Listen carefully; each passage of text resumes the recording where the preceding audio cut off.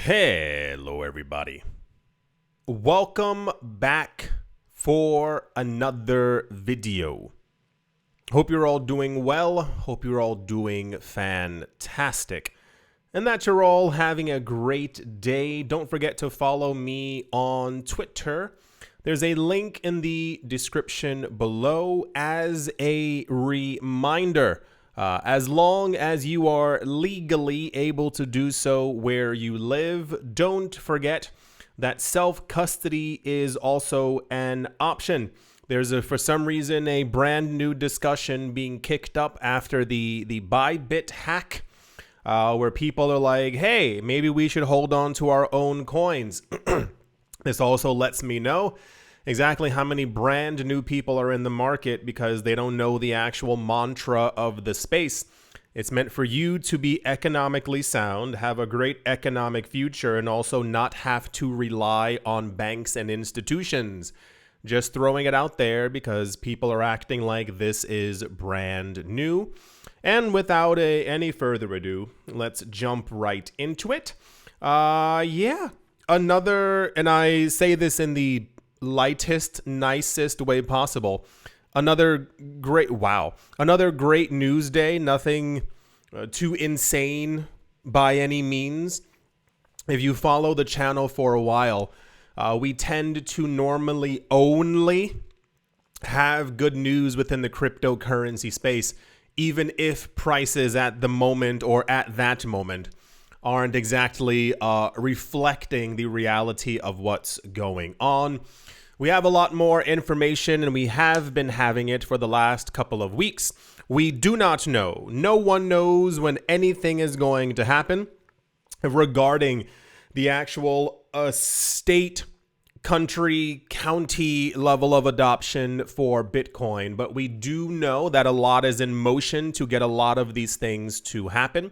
We know that a lot of countries have been buying Bitcoin for a number of years, which is also another discussion that we tend to have here, as a lot of people, if they don't explicitly hear someone telling them that it's happening, they just assume that it's not taking place at all. Yet another strategic Bitcoin reserve, an SBR bill, has been submitted to the Georgia Senate. I'll tell you right now, I don't remember the first one, and it's maybe because there's been so many. Last we heard, like the big shebang number, was that 22 states, 22 states had filed some sort of a reserve bill, a proposal, or a crypto proposal to begin collecting, accumulating crypto and or exclusively Bitcoin for that state. And then we heard from Dennis Porter, who last we heard from him in the news, was that apparently 13 of those states were like actually moving forward with it. This one's also really weird, and I can't figure out why it happened this way, and you'll see exactly really what I'm talking about. Notably, the legislative effort is called SB 228, and it was introduced by Democrats. You'll understand exactly what I'm talking about in a couple of seconds. The bill has emerged as a partisan competitor to something that was already put forward called the SBR bill, SB 178, that was put forth by Republicans 10 days ago. So normally what we have or have seen is that someone puts forth a proposal for a Bitcoin strategic reserve within a state, whoever that might be. Then it has to go through multiple checkpoints and additional readings and then get signed, etc. We've, as far as I can remember, have never had a situation where both parties would put forth something because it seems almost redundant. It's kind of like somebody being like, hey, we should all eat oranges to get more vitamin C. And then somebody's like, I really like clementines, though. And they're like, but they're both a great source of vitamin C, but they're the same, but they're different. So this one's actually really weird that this was put forth at all because one was already put forth. Okay. Notably, The bill was introduced by the Democrats, and their bill has no investment limit. By comparison, the original bill that was put forth has a cap of 5%. So a lot of the bills, I mean, I haven't read through them, extensively, but they tend to have like hey, we will use 1% of the money from here to invest in Bitcoin. We will use 4% of the money from this thing and invest that into Bitcoin. It looks like the original bill was like, hey, 5% max of whatever pool of money they're taking from can be put into Bitcoin. The new bill, for some reason, has no investment limit. Overall, more than 20 state-level SBR bills have now been introduced in the United States. I don't know how to feel about it because it just kind of, not that it seems unnecessary, and I'll be completely honest, I feel like 5% is like more than enough. Whatever that other pool pile of money that they would be taking from is usually used for other things in general. So I don't really know, but cool. So now Georgia has two bills. This kind of, if you want to, silver golden lining here, it's one of them is going to pass through. If you have both sides vying for something, So Georgia's probably also going to be one of the first states to actually have some kind of a Bitcoin bill, but amazing. I don't really know what to do here. So yeah, that's the Georgian Bitcoin reserve news. And yeah, let's move on. Also in very popular news, because people are waiting for some kind of a domino effect, the Securities and Exchange Commission is officially dropping its lawsuit against Coinbase, marking a significant victory for the cryptocurrency industry. If you were not here from around 2021 to mid 2023, give or take, somewhere around there, we had a bit of a gigantic kerfuffle with the US SEC, namely because of Gary Gensler in his crusade against the cryptocurrency space, which is once again a gigantic shame.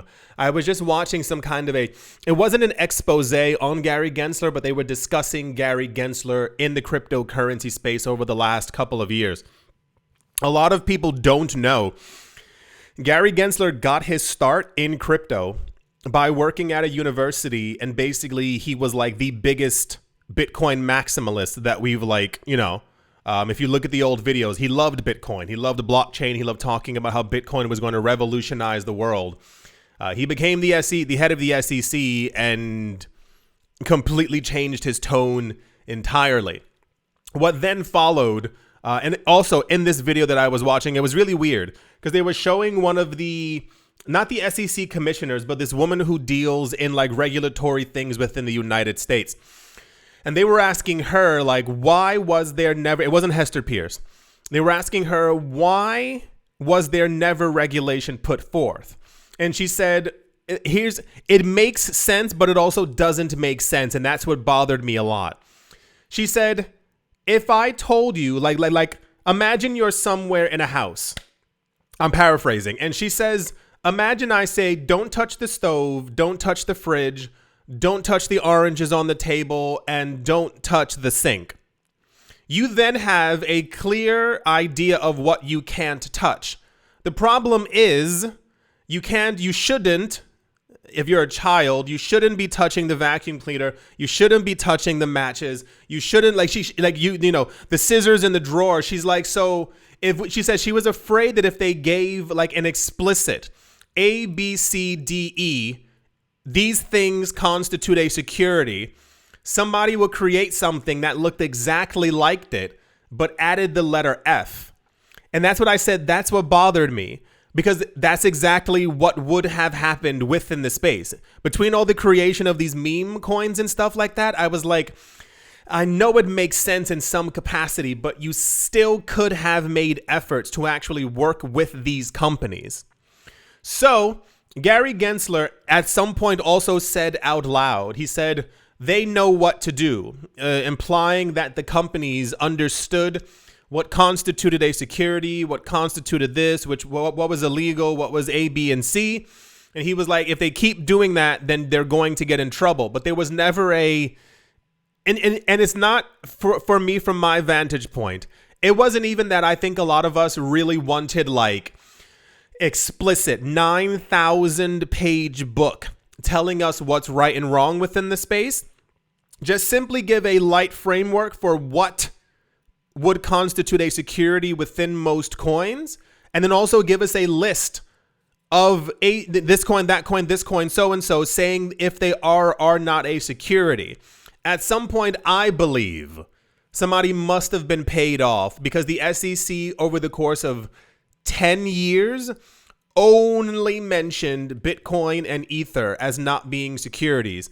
The issue is that many other coins have nearly the exact same framework as Bitcoin and Ether. You can even go with something like Ethereum Classic, not vouching for it, but the structure is relatively similar. There's no hype, there's no head of the dragon, there's no, whatever. Same exact thing with Litecoin. It's almost entirely similar to Bitcoin in a number of ways. It also uses proof of work.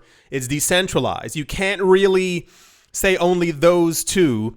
Anyway, sorry, I got really off tangent. It's something that bothered me for years. The issue was that the SEC, Gary Gensler, then began to launch a number of lawsuits against anything in his way. And it involved a number of cryptocurrency exchanges and cryptocurrency companies. The thing that really ground my gears was when we found out, if you don't remember this, and they're never really in the news anymore, the Winklevoss twins run the Gemini exchange. One of the most boring crypto exchanges on the planet that we have. The problem is, and I'll say it this way, since the beginning of the industry, they and Ripple have been like the most, I don't want to say the term boot kissy, but they make sure to stay in line. There's no real deviation. They've done their best to work with regulators up, down, sideways, north, south, east, and west, you name it, really. Gemini and Ripple, if you've seen over the years. Because these companies know that there's big money to be made. That's what I was saying before. People years ago were talking about rug pulls and this and so, and I'm like, you're not understanding. You're thinking short term and small. These companies understand that this is a multi-trillion-dollar asset class. They want to get in early. They want to follow the rules.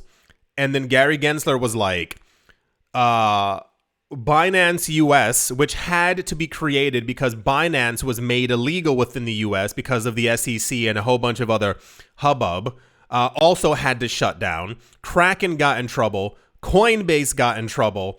And then Gemini got in trouble. And I was like, whoa.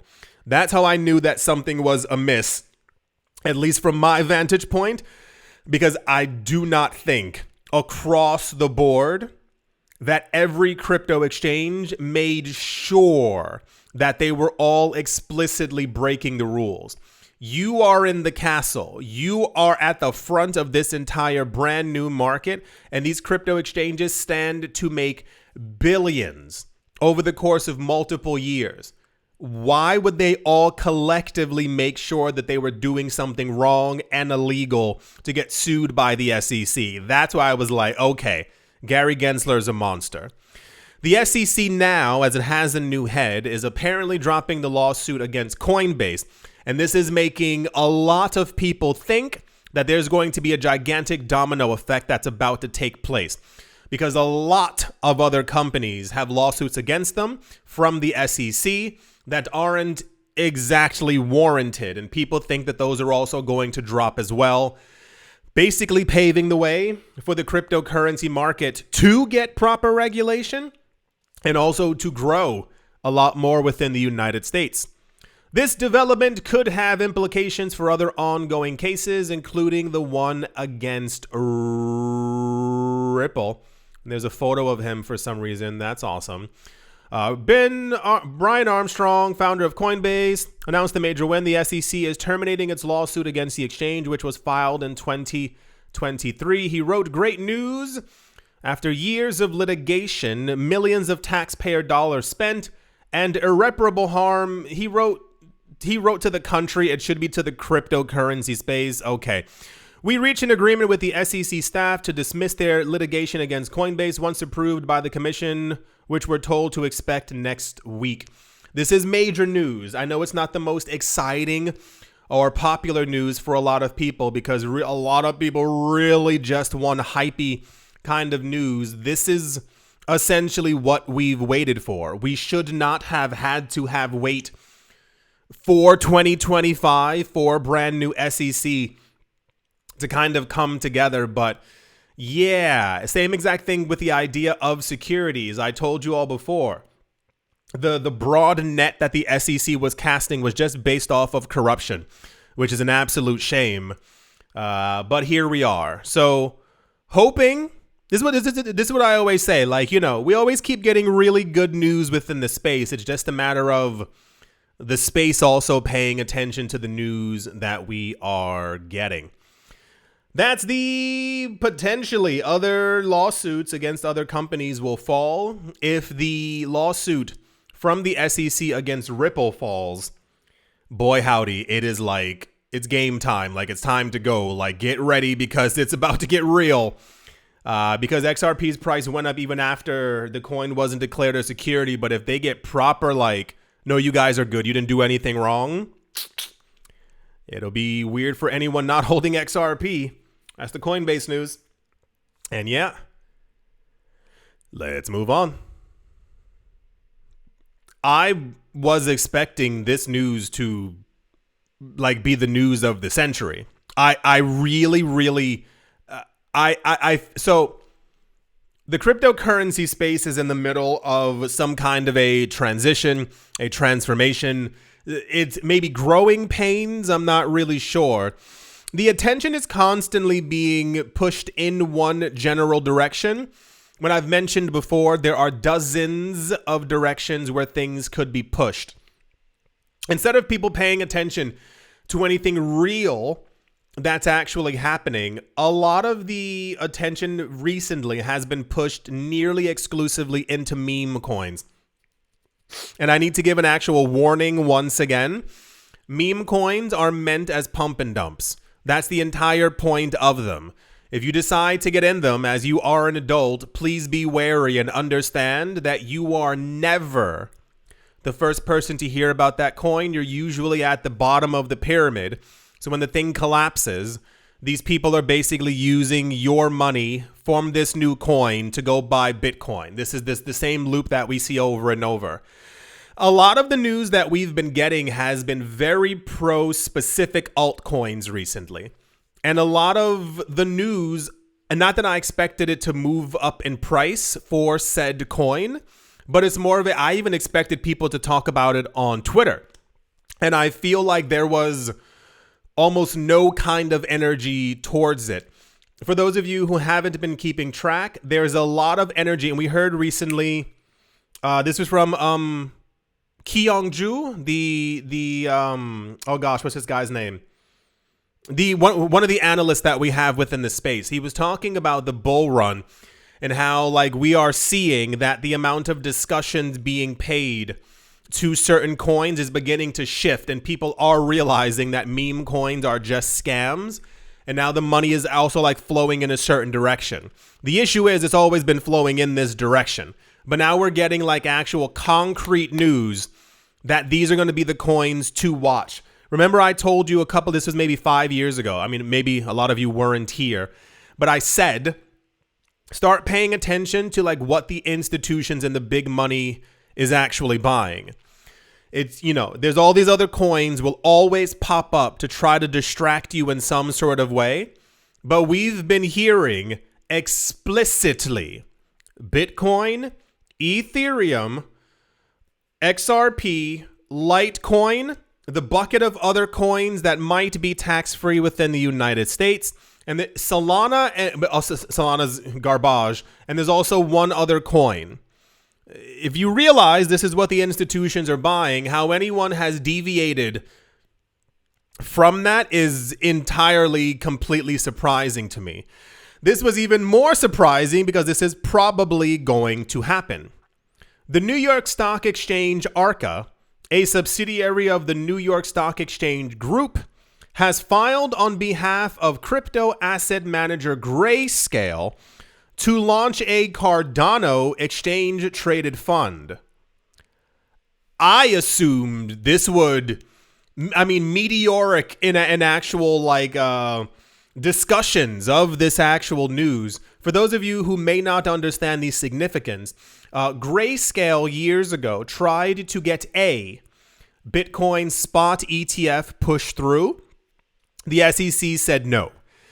They applied again. The SEC said no. And Grayscale said, if you do this again, we're going to sue you. They reapplied one more time. The SEC said no. And they said, cool, thank you for your help. We're going to sue you right now. And then Grayscale won the lawsuit. So Grayscale is a large percentage of the reason why we actually even have spot Bitcoin ETFs within the United States. Because they won the lawsuit, the SEC was required to relook at their submission. And that's when everyone else piled in and was like, okay, it's going to happen.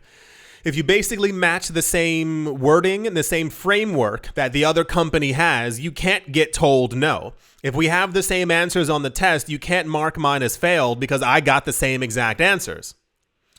So Grayscale has in essence found a way to kind of like, it's not a pass card, if you will, but they know what to do when you file these things. They have workers, previous workers from the SEC who help them. They know that all the information is correct. You can't tell them no. That's the significance of Grayscale getting the Bitcoin ETF. And for those of you who missed it, filing for the Litecoin ETF. That's where everyone was like, okay, this is definitely going to happen. They've now filed, and the New York Stock Exchange is also helping them in their filing for a Cardano spot exchange traded fund. There's a huge percentage of a chance that Cardano is going to get this. This means that institutional money is going to start heavily flowing from all directions into Cardano as well. This is what I told you months ago. Cardano does everything right. The chain works, the applications work. Cardano's not broken. The main issue that they had was the leader who was basically arguing with people on Twitter for a while. If you missed it, what's his guy's name? Charles Hoskinson. I mean, if he woke up on the wrong side of the bed, he was just like fighting people on Twitter. It was really, really weird. It was happening for like a year and a half. But he's been a lot more quiet now, and this is why I think things are maybe going in the right direction. We already had discussions before. People already thought Cardano was definitely going to hit $10 this cycle just from normal market bull movements. We tend to see a 3, 5, or 10x from previous all-time highs. This gets Cardano to a $10 Cardano or to a $15 ADA. The idea of them having an exchange-traded fund, and usually when one files, other tend to do the exact same thing. This is why we have 5 applications, not just one, 5 applications for Litecoin ETFs.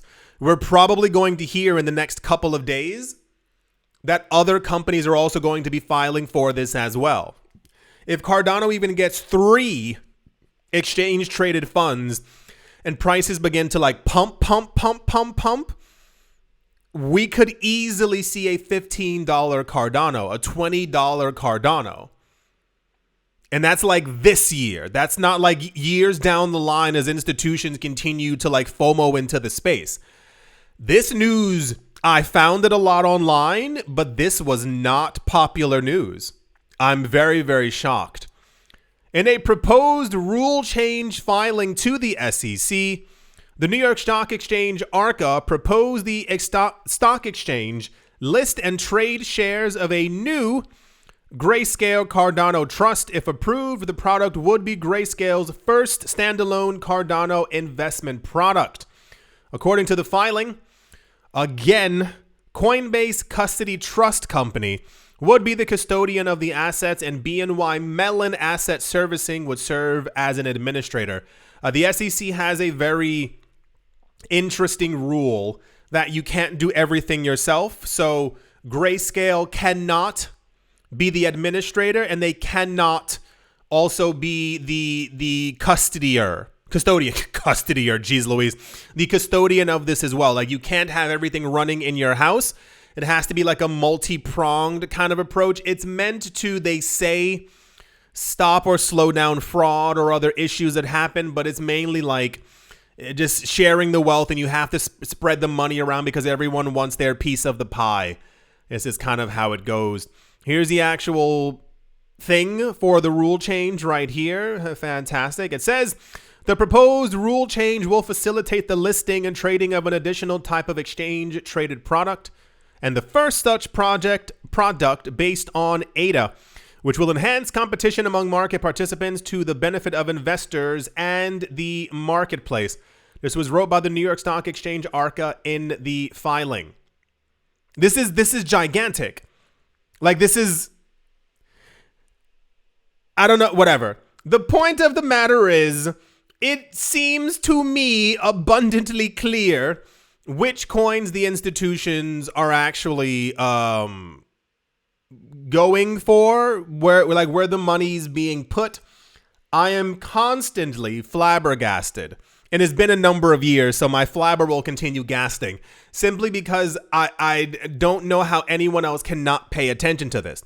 It's kind of like, remember years ago when I was like, you guys realize the only thing in the news is Bitcoin? And people were like, it's because you're not paying attention, TMI. And I was like, no, I go to like 50 websites every single day, and they're just talking about Bitcoin. People are only buying Bitcoin. Bitcoin goes from $9,000 to $80,000. And I'm like, yeah, because that's the thing that was in the news. Now we are explicitly hearing Ether, XRP, Litecoin, Cardano. And there are still people who are like, well, I'm going to go buy Kanye West coin because he's a terrible human being. And it's like, okay, well, yeah. I assume this would be more popular, especially the amount of people who love Cardano. No, it barely made a blip. But I think this is going to have huge implications for the price over the course of this year. But usually, we need people to also pay attention to everything that's going on. And there's a lot of distractions. So for those of you who are still here, for those of you who've been in the market for a while, for those of you who are paying attention, like, give yourself a pat on the back, because a lot of people, the moment, it's not even rocky. The moment prices go sideways for a week, people leave the market. I don't want to be here anymore. And it's like, okay, well, I wish you the best of luck on your endeavor of getting rich. I think that's going to do it for this video. I do hope that you have all enjoyed. I hope you all are having a great day, morning, afternoon, evening, wherever you are, wherever you might be. I do hope it is absolutely fantastic. Thank you all once again for watching, listening, liking, commenting, and supporting. And I will most certainly be talking to you all soon. See you.